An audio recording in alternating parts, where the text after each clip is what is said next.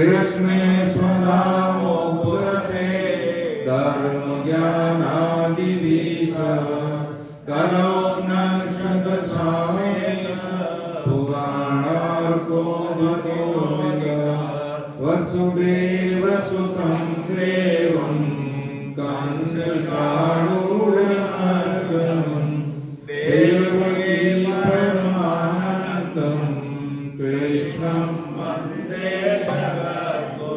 श्री कृष्णं वन्दे जगद्गुरुं अजोऽपि सन्नव्ययात्मा भूतानामीश्वरोऽपि सन् प्रकृतिं स्वामधिष्ठाय सम्भवाम्यात्ममायया यदा यदा हि धर्मस्य ग्लानिर्भवति भारत अभ्युत्थानमधर्मस्य तदात्मानं सृजाम्यहं परित्राणाय साधूनां विनाशाय च दुष्कृतां धर्मसंस्थापनार्थाय सम्भवामि युगे युगे जन्म कर्म च मे दिव्यमेवं यो वेत्ति तत्त्वतः त्यक्त्वा देहं पुनर्जन्म नैति मामेति सोऽर्जुनः वीतरागभयरोगमया मामुपाश्रिता बहवो तपसा भूता मद्भावमाः। हरे कृष्ण। वसुदेव सुतं देवं कंसचाणूरमर्दनं देवकी परमानन्दं कृष्णं वन्दे जगद्गुरुं श्रीकृष्णं वन्दे जगद्गुरुं। हरे कृष्ण। आप सभी वैष्णव जनों के चरणों में दंडवत प्रणाम। हरे कृष्ण। नारायणं नमस्कृत्य नरं चैव नरोत्तमं देवीं सरस्वती व्यासं ततो जयमुदीरये।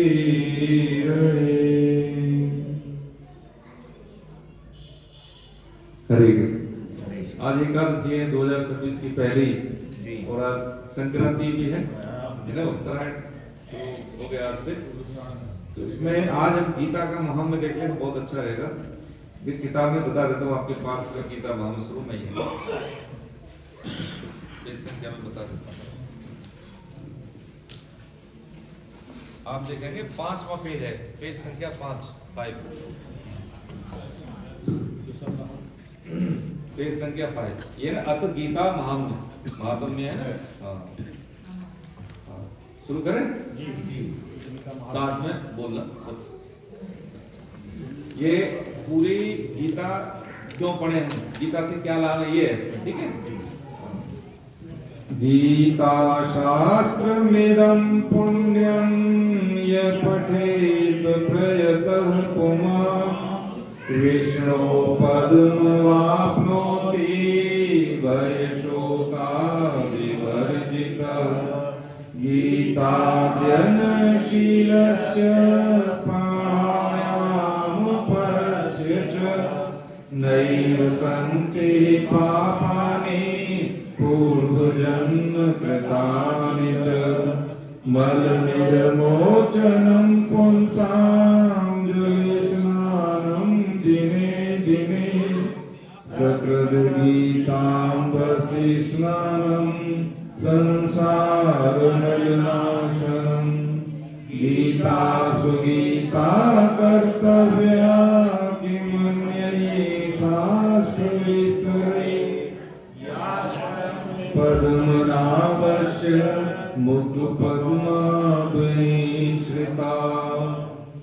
आगे है भारतमृत सर्वस्वं विशोवक्राद्विनिश्रितं गीता गङ्गोदकं पीत्वा पुनर्जन्म न विद्यते सर्वोपनिषदो सरोगारो दूता गोपाल नंदन पार्थो वत्स सुधीर भोक्ता दुग्धं गीतामृतं महत् एकं शास्त्रं देवकी पुत्र गीतम् एको देवो देवकी पुत्र एव एको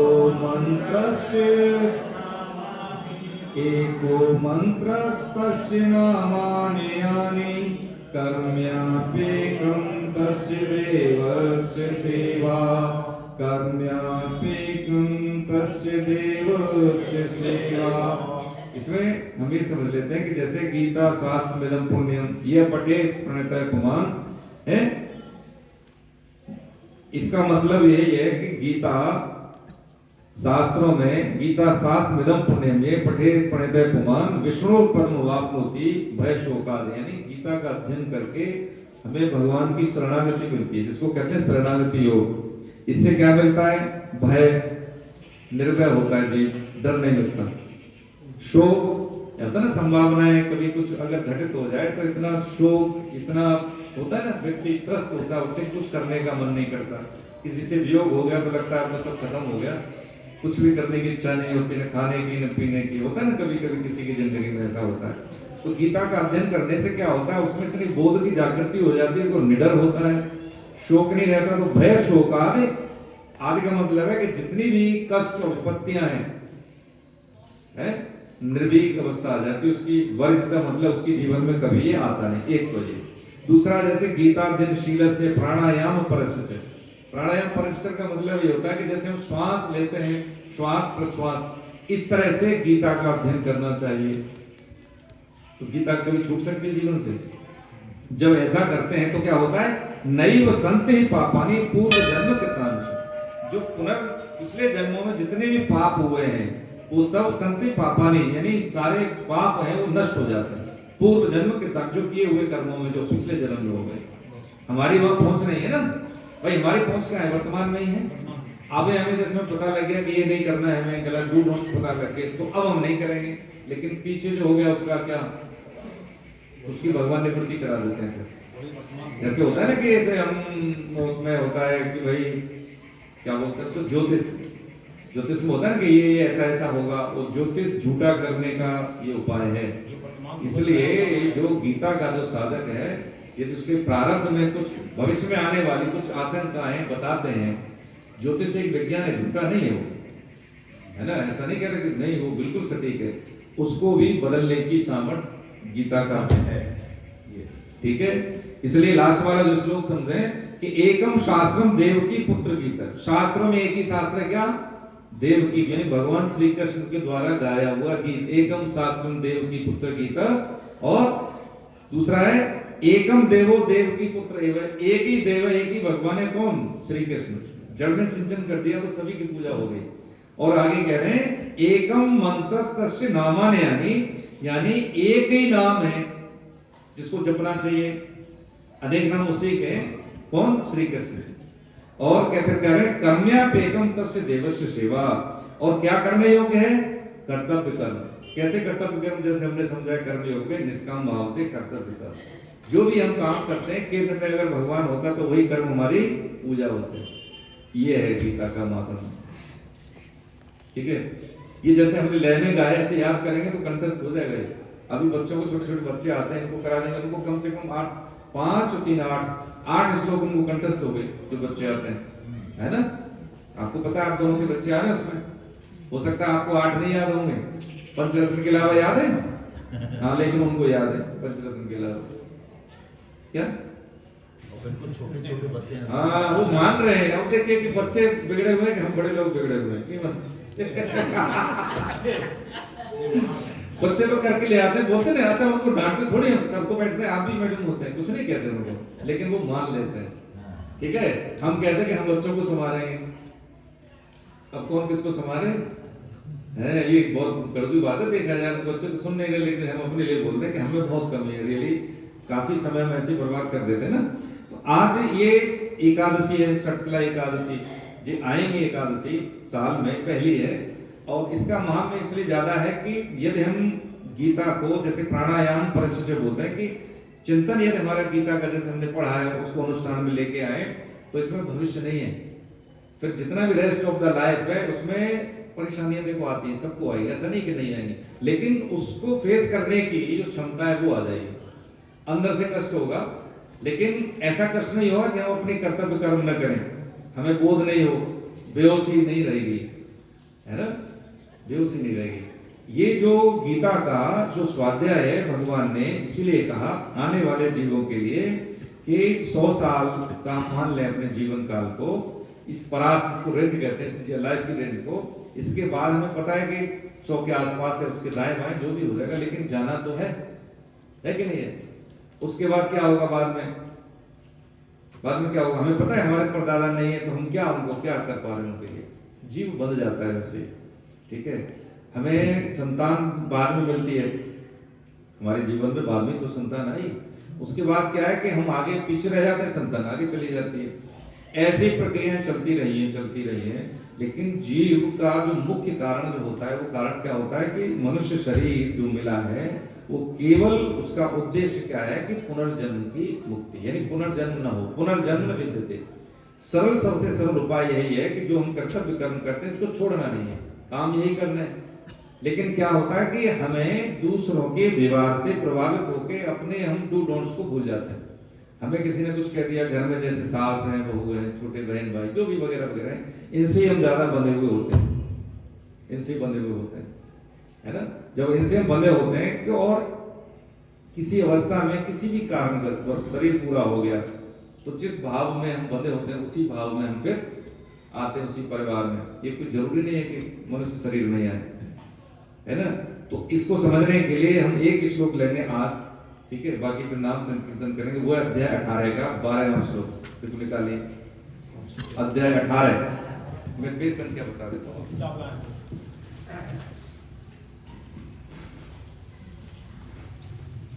अध्याय 18 निकालिए, अध्याय 18 का 12वां श्लोक।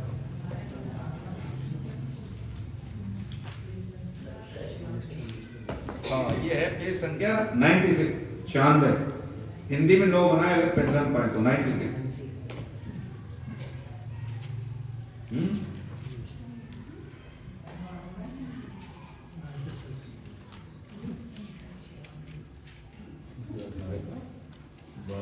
हाँ पढ़े, देखिए साथ में पढ़िए। अनिष्टमिष्टं मिश्रं च त्रिविधं कर्मणा फलम् भवत्यत्यागिनां प्रेत्य न तु सन्न्यासिनां क्वचित्। अब देखिए इसको समझ लेते हैं, ये कर्म सिद्धांत है, थ्योरी ऑफ कर्मा, ठीक है। आज इसी को समझेंगे। बस इसमें ये कहा भगवान ने कि हमने समझाया कर्मयोग में अब तक 17वें अध्याय तक कि जिसका भाव से कर्म करने, ठीक है, कर्म करने में आसक्ति और कर्म के फल में आसक्ति नहीं होनी, यही तो समझा हमने। और हमने समझा है कि प्रस्तुत परिस्थिति कोई हो उसको पूरी तरह से फेस करना, जिसको हमने समझा तब विपरीत परिस्थिति आए उसको भी हमें अपना कर्तव्य कर्म करके फेस करना है उसको, है। उसमें ऐसा नहीं है कि किसी ने हमें विपरीत परिस्थिति दे दी तो हम अपने कर्तव्य कर्म को छोड़ दें, बच्चों की परवरिश छोड़ना नहीं है। तो इसमें यह है कि अगर मनुष्य कर्म फल का त्याग न करे, त्याग कर दिया तब तो ठीक है, कर्म फल में आसक्ति नहीं, स्वार्थ से कर्म नहीं करें, ये तो अच्छी बात है। लेकिन ऐसा नहीं हो पाए तो फिर ये होता है बंधन। जैसे मनुष्य ने कहा, अध्याय 3 में भगवान ने कहा है कि बहुत जन्मों के बाद मनुष्य शरीर मिलता है, वो अंतिम जन्म के लिए मिलता है। आप ऐसे समझें सामान्य भाषा में कि मनुष्य शरीर मिल गया, इसका मतलब है कि हमें कोई एप्लीकेशन तो दी नहीं थी, हमें इसी घर में मिले, इसी देश में मिले, ठीक है। बहुत सारे देश हैं इस विश्व में, इतने बड़े ग्लोब में भगवान ने भारतवर्ष में जन्म दिया। भारतवर्ष में भी ऐसी जगह में जहाँ पे हर चीज होती है, हर ऋतु होती है, ऐसे घर में जो वैष्णव घर है, ऐसी जगह पे जहाँ पे मंदिर है, ऐसी जगह पे जहाँ पे इतने सत्संगी मिलते हैं, तो कितनी बड़ी कृपा है कि नहीं है। लेकिन इधर कभी नोटिस जाता नहीं, प्रदेश में जहाँ राम हाँ, तो एक तो ये कृपा हुई, हमने कोई एप्लीकेशन नहीं दी थी। अब इसमें समझने का मतलब ये है कि लेकिन हमारी भोग बुद्धि, सुख बुद्धि के कारण जो हमारा उद्देश्य है मुक्ति वाला, ये भूल गए, है ना। शादी हो जाएगी, नहीं हुई तो परेशानी, हो गई तो परेशानी है, संतान नहीं हुई तो परेशानी, हो गई तो परेशानी, नौकरी नहीं लगी तो परेशानी, लग गई तो परेशानी, है ना, घर नहीं बना तो परेशानी, बन गया तो परेशानी। यानी इसका मतलब क्या है कि अनिष्टम विष्टम मित्र, अनिष्टम विष्टम और मिश्रण है। मिश्र का मतलब है मिला मिला मिला जुला, कि कोई भी हम काम करते हैं, कर्तव्य कर्म करते हैं, तो उसका न तो केवल अच्छा फल होता है न केवल बुरा, मिला जुला होता है ना। संतान नहीं थी, अगर संतान है तो उसमें सारे गुण अच्छे नहीं होंगे। नौकरी लग गई तो उसमें ऐसी नहीं कि सारी अनुकूलताएं होगी, है ट्रांसफर हो गया या सिर्फ प्रमोशन हो गया, तो ये नहीं है कि भाई प्रमोशन भी हुआ तो ट्रांसफर भी हुआ है। तो कोई भी हम कर्म करते हैं तो उसका जो है अच्छा बुरा दोनों ही उसमें मिश्र होते हैं, मिक्स होते हैं चीजें। यदि हमने निष्काम भाव से कर्म किया, दूसरों से कुछ चाहा नहीं, सेवा हमने कर दी, भगवान का नाम लेते हुए, उनको केंद्र में रखते हुए, ठीक है, गीता का स्वाध्याय करते हुए, तो क्या है, वर्तमान को हमने संजो लिया, पीछे का जो ऋण था वो चुका दिया, ठीक है, और इतना भजन किया, इतना भजन किया कि जो भी संचित कर्म थे वो हमारे भगवान ने नष्ट कर दिए ना, कृतानि छवि समझा ना हमने, तो वो जीवन मुक्त अवस्था इसी को कहते हैं। ऐसा व्यक्ति एक तो क्या रहता है, एक तो निरोग, तनाव रहित, विश्वास, इसे कहते हैं आत्मविश्वास से परिपूर्ण, और उम्र जनित बाध्यताएं नहीं होती, और ऐसे शरीर पूरा होता है उसका, जैसे कि मान लीजिए हाथी के गले से फूलों की माला खींच लेना, नहीं तो बड़ा कष्ट होता है, बहुत कष्ट होता है। ठीक है, तो अब यहाँ पे समझें कि यदि हम ये नहीं कर पाए तो क्या है कि जैसे यदि हम कर्मों के फल की आसक्ति नहीं छोड़ पाए तो क्या होता है, भगवान ने हमें चाबी देके भेजा ना, इधर लॉकर में होता है ना, एक बैंक की चाबी होती है, एक हमारी, तो बैंक मैनेजर खोल देता है बैंक का, बाकी चाबी हम अपनी चाबी से उसका ट्रांजेक्शन करते हैं, जो भी हमें रखना है निकालना है, क्यों सर रखता है कि नहीं रखता? लेकिन ये नहीं बताते उसमें क्या रखा है?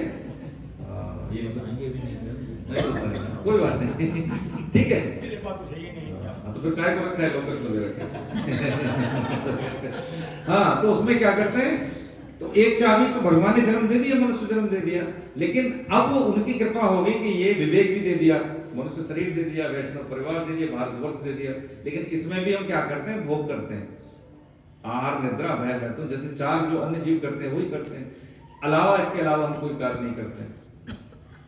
तो जिस काम के लिए हम आए थे, अब गुप्ता जी को मान लो भेज दिया, भैया आप बहुत बड़े इंजीनियर बन गए वहां पे, या मान लीजिए हमने IFS बन गए, दूसरे देश में चले गए, भारत का प्रतिनिधित्व कर रहे हैं, और वहां पे जाके भारत का प्रतिनिधित्व न करें, वहां पे केवल सैर सपाटा ही करें, तो भारत सरकार क्या करेगी, वो वापस बुलाएगी, पनिश करेगी कि नहीं करेगी? बस ऐसे ही है, भगवान ने भेजा है हमें शुद्धि के लिए, अपना काम पूरा करने के लिए। यहाँ कुछ और करने लग गए तो फिर भगवान दंड देते हैं। क्या दंड देते हैं?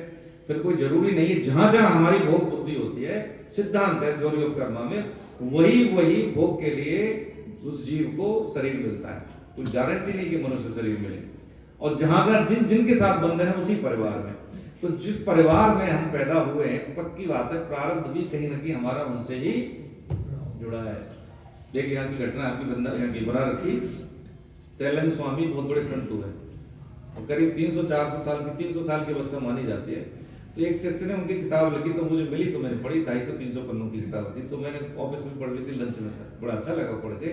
उसमें ये था कि उन्होंने जो एक शिष्य था, 21 शिष्य बनाए उन्होंने 250 साल 300 साल की अवस्था में।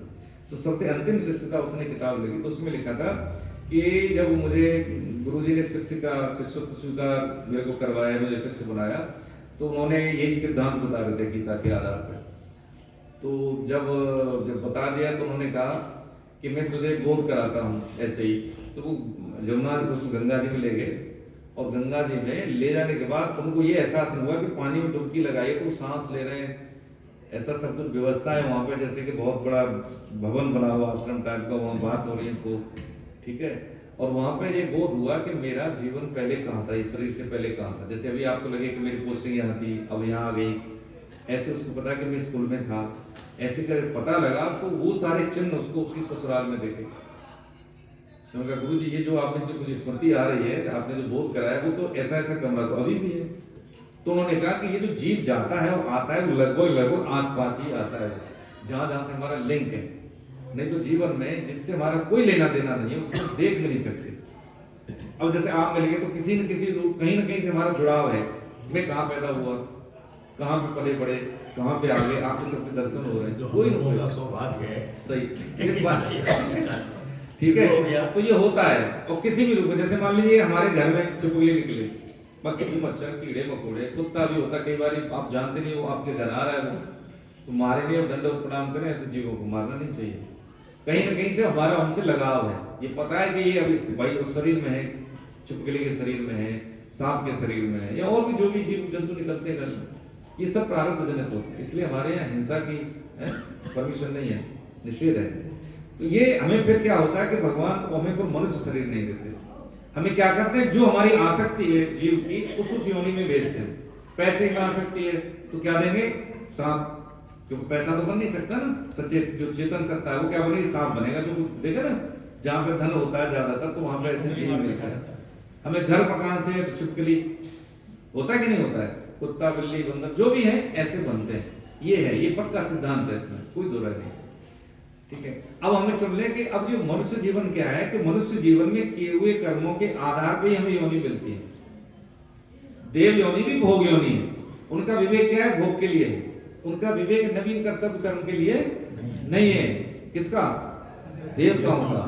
इसलिए कहा कहते हैं कि जो मनुष्य दुर्लभ दुर्लभो मानसो देह प्राणिनाम क्षण भंगुर तस्मिन् प्राप्ते तो कर्तव्यम सर्व दैवात्म साधन। ये कहा ना उन्होंने, गोस्वामी जी ने कहा है सुर दुर्लभ, मनुष्य जीवन के लिए दुर्लभता क्या होता है कि ये सभी सदग्रंथों ने कहा है कि भैया मनुष्य जीवन अत्यंत दुर्लभ है, लेकिन हम इसको ऐसे निकाल देते हैं। अब तक की अवस्था तो गई कि नहीं गई, ऐसी गई। स्वाध्याय, सुमिरन और सेवा, सेवा हो सुमिरन हो प्लस इसमें स्वाध्याय जोड़ लें तो व्यक्ति कभी भी जीवन में हारेगा नहीं। ये गीता की विशेषता है। तो हमने क्या समझे, 3 कर्म होते हैं, एक तो क्रियमाण, वर्तमान में किए हुए कर्म कहते हैं क्रियमाण। समझ में बहुत बड़े काम आएंगे ये चीजें, जैसे बच्चे नहीं मानते बहुत सारी चीजों को, तो ये प्रमाणिक सिद्धांत है। क्रियमाण कर्म का मतलब है वर्तमान में किए हुए कर्म। ठीक, तो इसमें से जैसे हमने खाना खाया अभी, तो क्या क्रियमाण कर्म है। तो एक हिस्सा क्या है, तुरंत जिसका लाभ क्या मिलेगा कि जो भूख लग रही थी वो शांत हो गई, क्रियमाण का तात्कालिक फल। और दूसरा क्या है, कालांतरित के हिस्से, जब खाना खाया है उससे कुछ समय के बाद क्या बनेगा भाई, मांस बनेगा, मसल्स बनेंगी, ब्लड बनेगा, हड्डी, जो भी पोषण बनेगा, तो इसलिए थोड़े समय के बाद होता है। तो ऐसे ही क्या है कि तात्कालिक फल होता है क्या, जो तुरंत मिल जाए, एक कुछ समय के बाद मिलता है। तो जो उसको क्या होता है, वो संचय हो जाता है। क्रियमाण कर्म में से कुछ फल अभी मिल जाता है वर्तमान में, और कुछ संचित हो जाता है, भविष्य में मिलेगा, उसको कहते हैं संचित कर्म। ठीक है, और तीसरा होता है प्रारब्ध कर्म, जिसको कहते हैं भाग्य, डेस्टिनी। जब वर्तमान में संचित कर्म फलित होने शुरू हो जाते हैं उसको कहते हैं प्रारब्ध कर्म। जैसे कोई व्यक्ति 2026 में मान लीजिए उसको पहले से डिसाइडेड है कि ये बीमारी आएगी, ये अनुकूलता आएगी, ये सुख आएगा, ये दुख आएगा, पहले से ही है। ठीक है, प्रारब्ध का फलित अब हो रहा है तो उसको कहते हैं भाग्य। ये कहते हैं भाग्य। तो 3 कर्म हुए, क्रियमाण, संचित कर्म और प्रारब्ध कर्म। क्रियमाण कर्म से ही ये संचित बनते हैं, जब संचित फल देने के लिए प्रस्तुत हो जाते हैं तो उसको हम भाग्य कहते हैं, प्रारब्ध कहते हैं। ठीक है, ये 3 चीज समझे। अब यहाँ पे हम समझते हैं कि सब चीज क्रियमाण पे है। जैसे हमारा शरीर बन गया, इसमें सुख दुख दोनों ही आते हैं। ठीक है, हम चाहें तो दुख भी नहीं आएगा और चाहें तो सुख भी आएगा।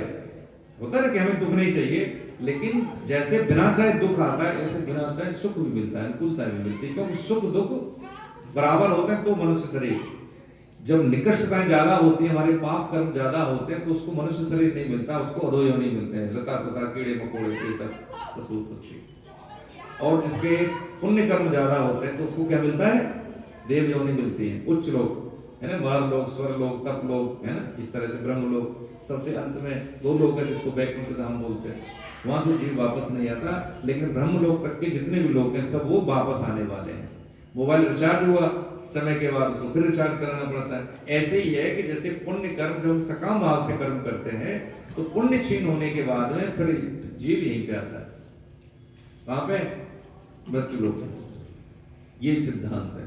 अब एक चीज समझे, कई बार कहते हैं लोग, भाई देखो हम तो बहुत कष्ट झेल रहे हैं, बहुत मेहनत करते हैं, मैंने तो बहुत तैयारी की, मेरे को तो नौकरी नहीं मिली, या मेरा व्यवसाय ठीक नहीं चल रहा, हम तो बहुत ईमानदारी से मेहनत कर रहे हैं। एक तो बहुत झूठ बोलता है, सब कुछ खाना पीना उसका बड़ा निकृष्ट है, लेकिन वो तो सुखी है।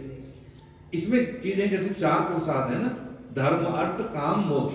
ठीक है, तो क्या होता है कि जो धर्म और मोक्ष में वर्तमान की मुख्यता है, ये इनपुट है अभी। अभी फसल बोई तो उसका परिणाम 6 महीने बाद आता है ना, फसल में 4 महीने 6 महीने। अब हम अच्छे हैं, वर्तमान जीवन में हम ठीक कर रहे हैं, है ना। लेकिन जो मिल रहा है हमें वो कौन सा है? अर्थ और काम। वो प्रारब्ध की मुख्यता होती है। प्रारब्ध की मुख्यता किसमें है? अर्थ और काम में। काम का मतलब कामना की पूर्ति, अर्थ का मतलब धन, सुख, सुविधा, ऐश्वर्य। तो कोई व्यक्ति कम पढ़ा लिखा होते हुए उसके पास सुविधाएं ज्यादा होती है, क्योंकि उसके प्रारब्ध में वो है, हमारे में नहीं है। इसलिए कम मेहनत में ज्यादा उसको परिणाम अच्छा मिलता है। समझ रहे हैं हम लोग? धर्म, अर्थ, काम, मोक्ष में मुख्यतः प्रारब्ध की किसमें? अर्थ और काम में। और जो अपने वर्तमान की जो इनपुट है, जिसमें पुरुषार्थ अभी हम वर्तमान में कर रहे हैं, उसमें क्या है? मोक्ष और धर्म। ये नवीन कर्म है।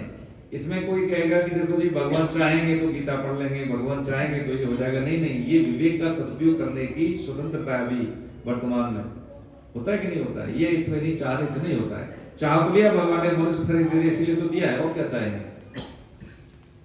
समझ रहे ना हम चीजें? हाँ, ये शरीर मिल गया ना, और क्या चाहेंगे? अगर ये नहीं कर रहे तो फिर पक्की बात है कि भगवान ने कहा है ना, किसने? शंकराचार्य महाराज ने, कि मनुष्यत्वम, मुमुक्षुत्वम, महापुरुष संश्रय। 3 संयोग भगवान बना के देते हैं। मनुष्य शरीर दे दिया, जिज्ञासा दे दी, और संग दे दिया। ठीक है, अब अपना आशीर्वाद अपने पर रखना सिर पर, वो हम नहीं रखते। ये सबसे बड़ी ये है।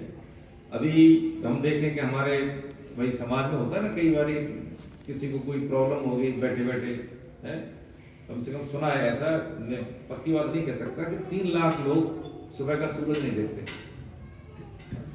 होता है पर डे। अब बताइए, नवीन जीवन आता है कि नहीं आता? लेकिन हम कितना थैंक यू करते हैं? थैंक यू करते हैं भगवान को? नहीं करते हैं। ठीक है, ये मौका डेली निकलता है हमसे, लेकिन ऐसी स्थिति हो जाए कि भाई जैसे अभी हम बैठे हैं यहाँ पे, तो उसमें चित्त को उपराम करने, उपराम का मतलब सभी संसार से हटाने का तरीका क्या होता है? जैसे भजन करने बैठे, ठीक है, तो भजन करने बैठने का मतलब होता है एक तो श्वास गहरी ले हम 10 बार या 11 बार। तो श्वास हम गहरी ले लेते हैं, पूरा श्वास प्रश्वास, तो हमारी चित्त वृत्ति जहाँ पे हम हैं उपस्थित और उपलब्ध दोनों होती है हमारी। उसके बाद चाहे संकीर्तन करें या चाहे नाम जप करें या स्वाध्याय करें, तो वो लगता है, वो समझ में आएगा, याद भी होगा।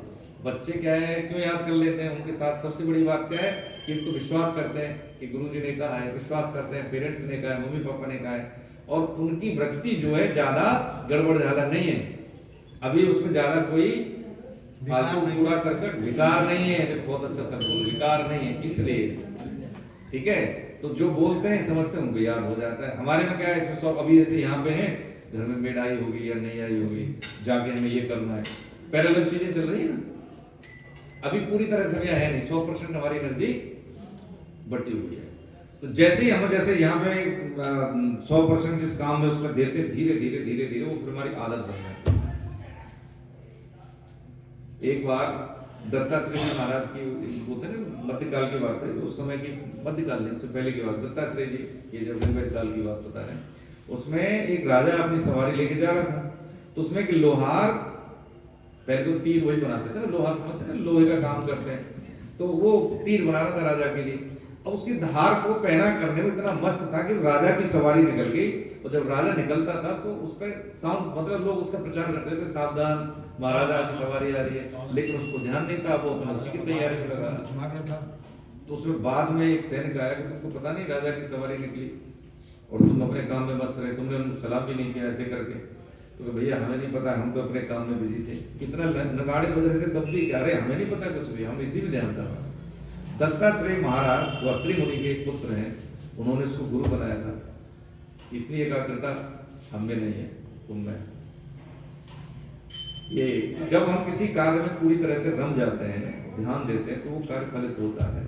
हमारा जो काम अध्यात्म सृष्टि में सबसे सरल काम यही है, भगवत प्राप्ति, भगवत साक्षात्कार, सशरीर, है ना। लेकिन कर्मों के कारण इसमें 3 चीजें आती हैं। देखो इसमें है भावार्थ में आपके पास देख लेंगे, फिर बाद में रिवीजन करना है तो हम कर लेंगे।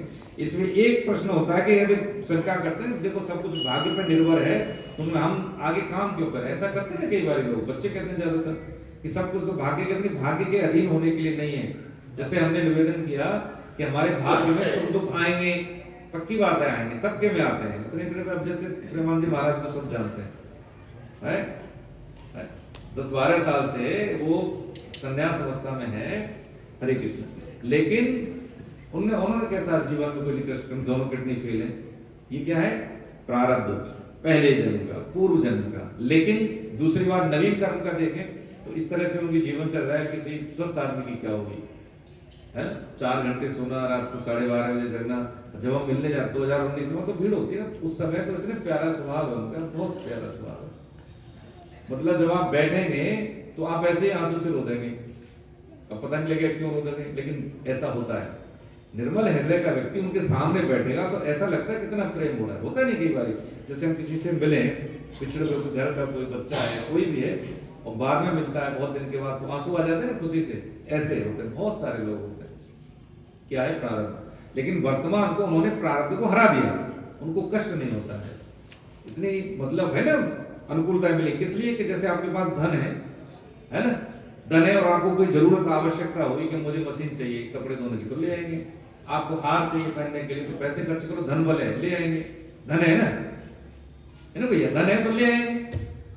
ऐसे ही है कि जब प्रारब्ध में हमें विपरीत परिस्थिति आती है तो हमारे पास भजन बल है ना, उससे हम कन्वर्ट कर सकते हैं। जो प्रतिकूलता है उसकी सीवियरिटी कम हो जाती है, उसकी सीवियरिटी कमजोर हो जाती है कि भैया ये हाँ मिलेगा, ऐसा नहीं है, लेकिन बहुत कम मिलेगा उसमें। इसलिए कि अब 1-2 दिन कर लिया हमने या 2-4 महीने कर लिया, हम नाम जप कर रहे नहीं, प्राणायाम प्रशिक्षण, यानी जिस तरह से श्वास हमारी आ रही है, श्वास जा रही है, ऐसी आदत पड़ जाए जैसे दिन कट रहे हैं, ऐसे क्या है कि हमारा प्रारब्ध कटने लगेगा प्रभु जी, पक्की बात है। और जो हमारे प्रतिकूल हैं वो अपने आप ऐसा लगेगा कि पता नहीं हमने क्या खिला दिया, यही तो व्यक्ति पहले थे। कुछ नहीं करना है आपको, केवल जो काम करना है वो काम करते रहिए, ऑटोमेटिकली है जो जितने भी अलाइड वर्क होते हैं वो अपने आप पूरे हो जाते हैं, उसके लिए अलग से प्रयास नहीं करना पड़ता। आगे जैसे एक तो ये दूसरा क्या है कि कभी बार हम ये सोचते हैं कि भाई ठीक है, पाप और पुण्य, हम इतना दान करते हैं, पाप हो गया तो हो गया, नहीं, पाप का अलग परिणाम है, पुण्य का अलग है। ये समायोजन नहीं होते, एडजस्ट नहीं होते कि पाप से पुण्य, पुण्य से पाप, नहीं, उसका भी मिलेगा फल, उसका भी मिलेगा। इसलिए समझने की बात सिर्फ ये है एक लाइन में कि हमने अध्याय 17 में समझा ना, 16 में, तस्मात् शास्त्रम प्रमाणन्ते कार्य व्यवस्थित हो, कि क्या करना है, कैसे करना है, उसके लिए शब्द प्रमाण है, शास्त्र ही प्रमाण है। नित्य कर्म और नियत कर्म, और शास्त्रविद कर्म में सबसे बड़ा कर्म क्या है?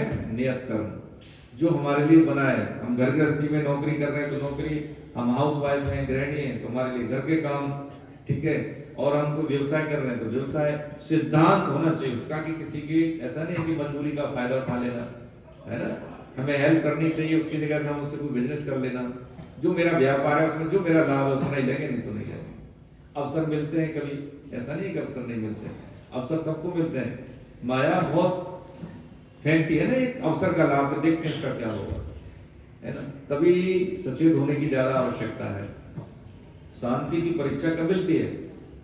जब कोई हमसे विपरीत मुद्रा में बात करे ना, क्रोध में बात करे, हम शांत हैं, वो तुम हमसे ऐसे बात कर रहे तो हमने भी ऐसे कर ली, तो इसका मतलब दूसरों से प्रभावित होके हमने अपना नुकसान कर लिया।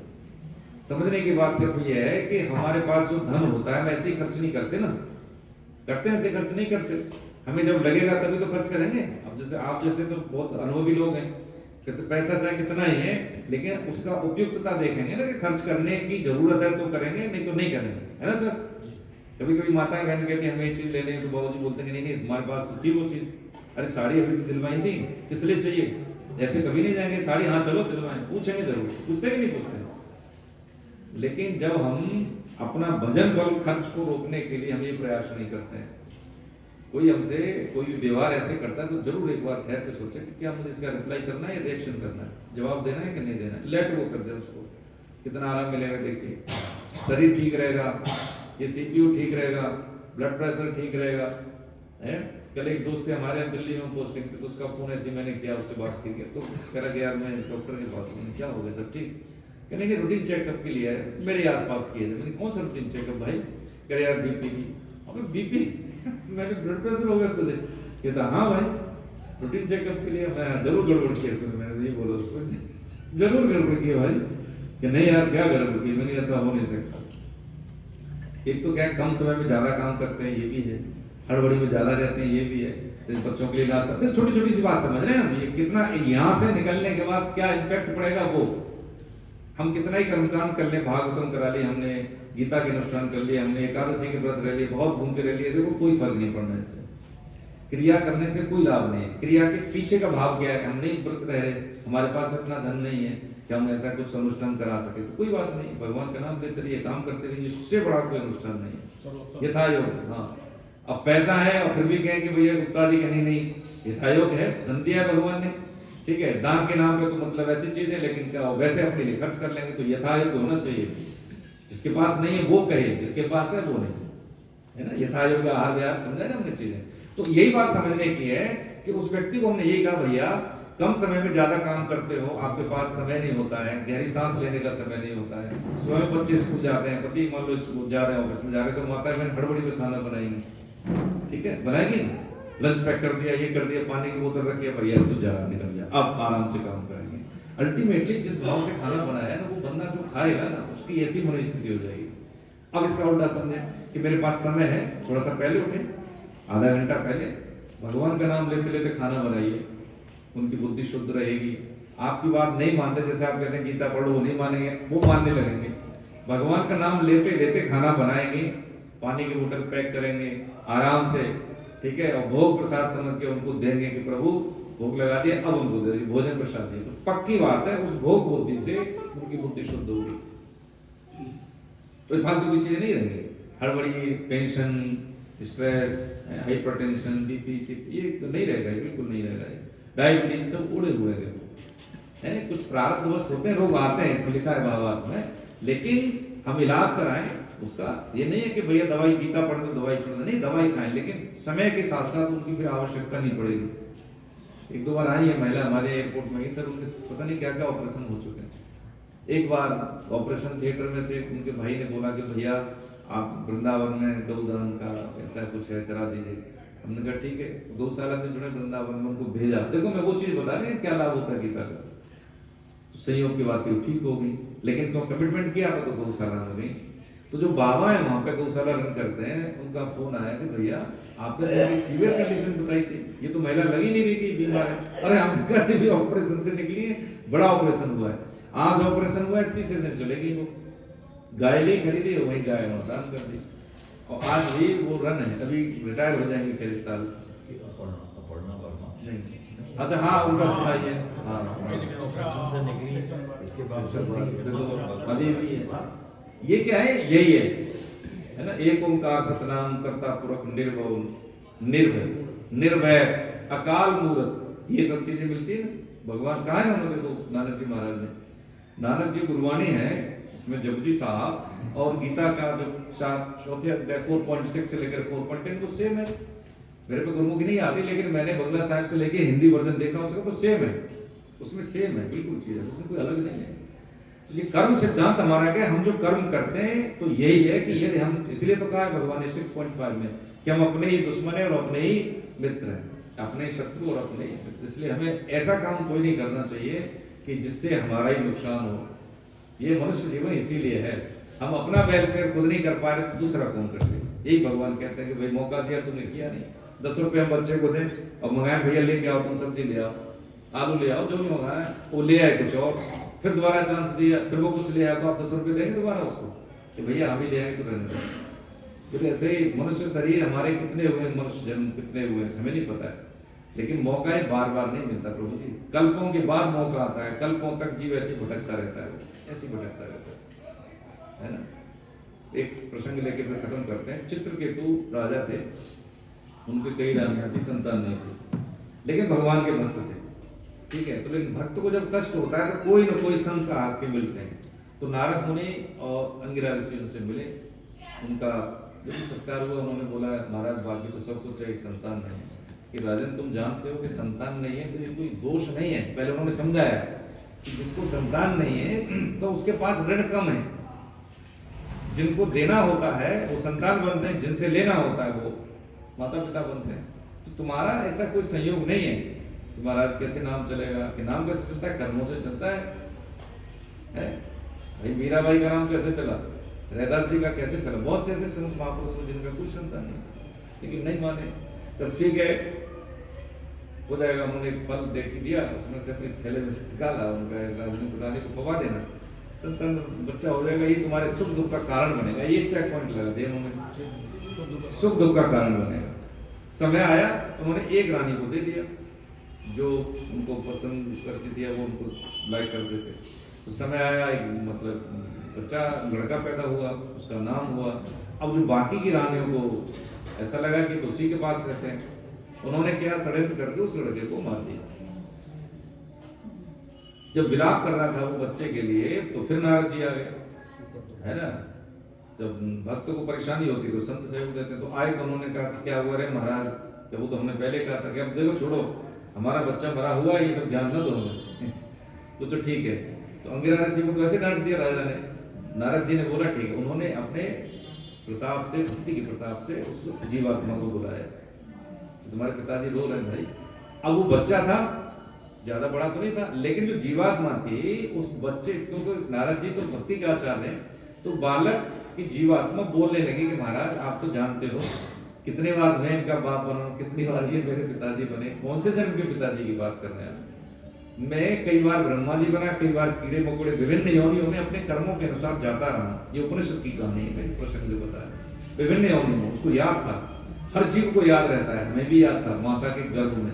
आप शास्त्र पढ़ेंगे, भागवतम उसमें है कि पूरा विज्ञान है, लेकिन हम पढ़ते नहीं, इसलिए कि जब जीव माता के गर्भ में होता है, मनुष्य होने की बात करें तो उसको सब याद रहता है कि मैं किस किस जन्म में था। जब माता देखा होगा कि गर्भ काल में माता बहनें खट्टा खाती हैं, खट्टा खाती हैं, उसका रीजन क्या है कि उस जो जीव है गर्भ में माता के में, उसको जलन होती है। जब खट्टा खाएंगे तो उसको जलन होगी, बहुत होता ना, एसिडिटी होती है, एसिड खट्टा होता है, कितनी जलन होती है। ऐसे उस जीव को स्किन में जलन होती है जब मां खट्टा खाती है। तो उसके जो भोग हैं नकारात्मक, निकृष्ट कर्मों का भोग उसको उस दौरान के भोगाया जाता है। तो वो कहता है कि प्रभु मुझे एक मौका दीजिए, अब मुझे सब याद है, ये मैंने बहुत निकृष्ट कर्म किए हैं, लेकिन अब जैसे ये मनुष्य जीवन मिलेगा तो मैं आपको भूलूंगा नहीं। लेकिन जब वो संसार में आ जाता है तो वो क्या है, सब संबंधी मिलते हैं और वो भूल जाता है। तो फिर उसने भगवान ने कहा, शंकराचार्य महाराज ने यही कहा कि भैया तू भूल गया है, लेकिन मनुष्य शरीर दे दिया, ये याद है ना तुझे, हाँ, कोई एप्लीकेशन नहीं दी, तेरे को विवेक दे दिया, इसको तो उपयोग कर रहा है कि हाँ, और तेरे को शास्त्र मिल गया, सत्संग मिल गया, लेकिन फिर भी तेरी जो स्मृति विस्मृति में बदल गई थी, अब तो समझ ले। लेकिन आज भी हम नहीं समझते, हम अपने लिए कह रहे हैं, आज भी हम नहीं समझते। तो ये जो हमें दिखता है कि संसार में ऐसा कुछ हो रहा है, हमें क्या लेना देना, सब तो ऐसी चीजें नहीं, नहीं सब ऐसी चीजें देख ले, सब कष्ट में भी है, सब कष्ट में है। जब से आपके संघ के प्रताप से मुझे ऐसा लगा है, हम लोगों को टोकते हैं, चाहे माने न माने। पेंशन में चले गए, हमारे यहाँ भी आते हैं, जैसे मैं पेंशन भी देखता हूँ, HR में हूँ, तो देखता हूँ, बोलते हैं रिटायर हो गए तो कुछ समय दो। अरे भैया लड़की की शादी, अरे लड़की की शादी कौन सी बाधा पैदा करेगी भाई, हफ्ते भर में 1.5 घंटे की क्लास होती है, तुम क्या क्या कर लोगे उसमें। अच्छा क्या बोलते हैं, सीरियल देखने में समय जाता है हमारा, फालतू की गॉसिपिंग में जाता है हमारा, वही समय करना है उसको। केवल एक कारण है, हमारी शुद्ध बुद्धि और भोग बुद्धि। यदि ये जैसे नाम, भगवान का नाम यानी सुमिरन और सेवा और स्वाध्याय करेंगे तो सुमिरन और सेवा में मन लगेगा, नहीं करेंगे तो देखिए कोई लाभ नहीं होता उससे।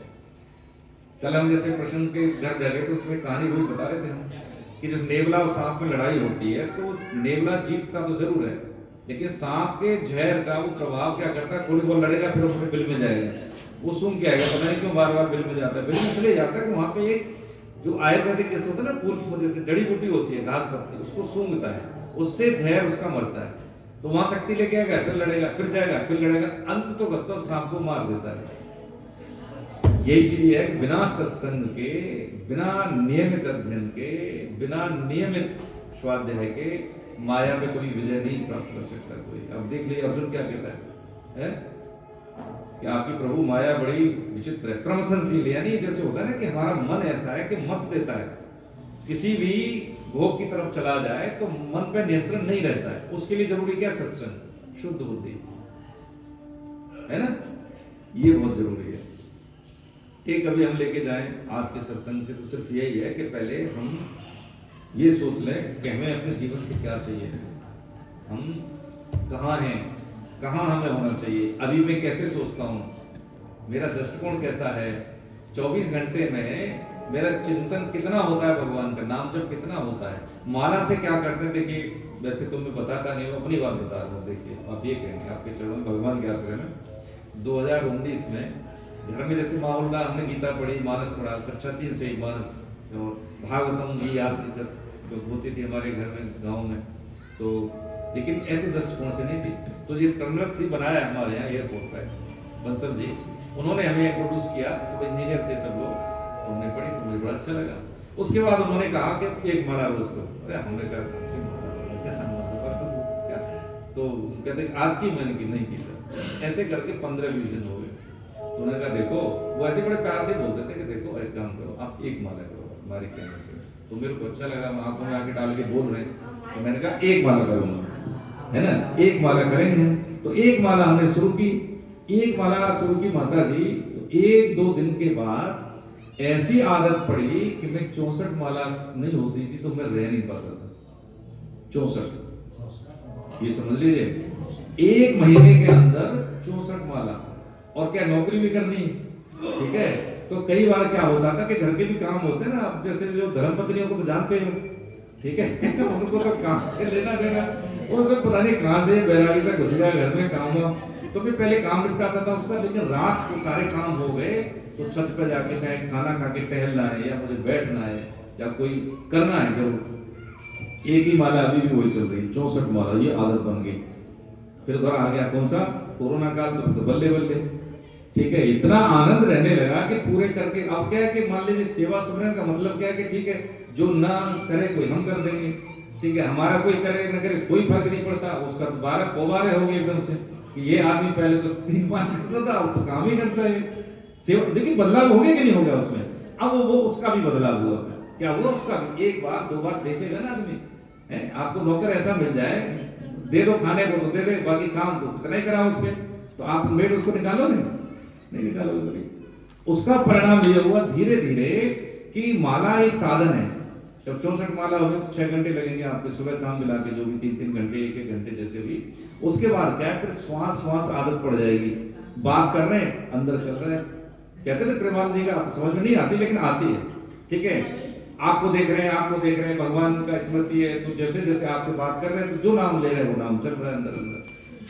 फिर ऐसी स्पिरिट बनती है, हमें भजन नहीं, माला जपू न कर जपू, जिव्या जपे नाम, सुमिरन मेरा हरि करे, मैं पावा विश्राम।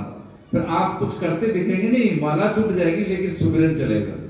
लेकिन उसके लिए क्या है, जैसे कई बार हमने निवेदन भी किया है कि श्वास नाम और श्वास 2 बिलग चलत है, अलग अलग, नाम अलग श्वास अलग। नाम श्वास 2 बिलग चलत है, इनको भेद न मोह को भावे। नाम ही श्वास, श्वास ही नामा, नाम श्वास को भेद मिटावे, और रोम रोम और रग रग बोले, तब कछु स्वाद नाम को आवे। तब होता है कि माला जपू न कर जपू, जिव्या जपे राम, सुमिरन मेरा हरि करे, मैं पावा विश्वान। नारद जी और इनमें प्रकरण हुआ एक हनुमान जी, जब हनुमान जी उनके पहरेदारी कर रहे थे भगवान राम की, तो नारद जी मिलने आए। तो उन्होंने कहा प्रभु मिलना करे, जाओ आप। तो नारद जी गए, तो एक लिस्ट थी उनके पास। तो उन्होंने कहा महाराज जी किसके, कहा हमारे भक्तों की। तो उसमें देखा लिस्ट में, तो नारद जी पहले नंबर पे। उन्होंने कहा महाराज थोड़ा ध्यान से देखा, नारद जी तो बड़े खुरापाती थे ना दिमाग में। तो उन्होंने कहा हनुमान जी, उनका नाम ही नहीं उसमें।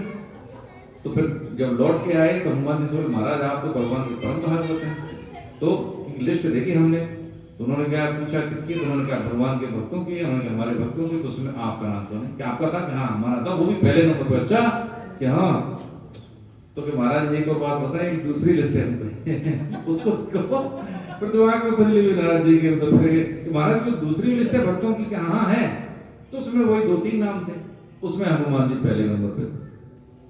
अब वो सटक गया दिमाग कि महाराज ये क्या है, इसमें हमारा नाम पहले है तो बहुत लंबी है, इसमें 3-4 नाम है, इसमें हनुमान जी पहले, तो इसमें क्या चक्कर है प्रभु। कि देखो नारद जी ये वो है कि जो मुझे याद करते हैं, जैसे आप मुझे नारायण नारायण कहते हैं, ये वो भक्तों की लिस्ट है जो मुझे स्मरण करते हैं। और ये 3 कि इतने भावानंद लोग हैं फालतू के, इनका मुझे याद करनी पड़ती है, मैं इनका स्मरण करता हूँ। इसी को कहते हैं योग सेवम वामदेव। यही फर्क है ना। देखिए हनुमान जी का पतन नहीं हुआ, नारद जी का हुआ। हुआ कि नहीं हुआ? अब सब जानते हैं। तो यही स्थिति है। ये जब भाव हमारे परिवर्तन होते हैं ना, तो जो हम घर गृहस्थी में वही माता सबरी देख लें, है ना, आप देख लें, कबीरदास जी देख लें, तुकाराम जी देख लें, एकनाथ जी देख लें, जितने भी संत महापुरुष हुए हैं, ठीक है, एकनाथ जी तो ग्रस्त नहीं थे, सब ग्रस्त थे, सब ग्रस्त थे, कोई फर्क नहीं पड़ता इसमें। ग्रस्त में सिर्फ पैंट शर्ट पहनो, कोई फर्क नहीं, लेकिन वृत्ति हमारी शुद्ध होनी चाहिए। अपनी वृत्ति बहुत खतरनाक है बाहर के व्यक्ति से। कोई बाहर का व्यक्ति हमें कोई नुकसान नहीं करता, अपनी वृत्ति का मतलब हैबिट, आदत, वो नुकसान करती है हमारी, और कोई नहीं करता। ठीक है, आज भी विराम लेते हैं, यहाँ से टेक अवे लेके जाएं कि हमें क्या करना है, कैसे करना है, इस बात को हमने समझा।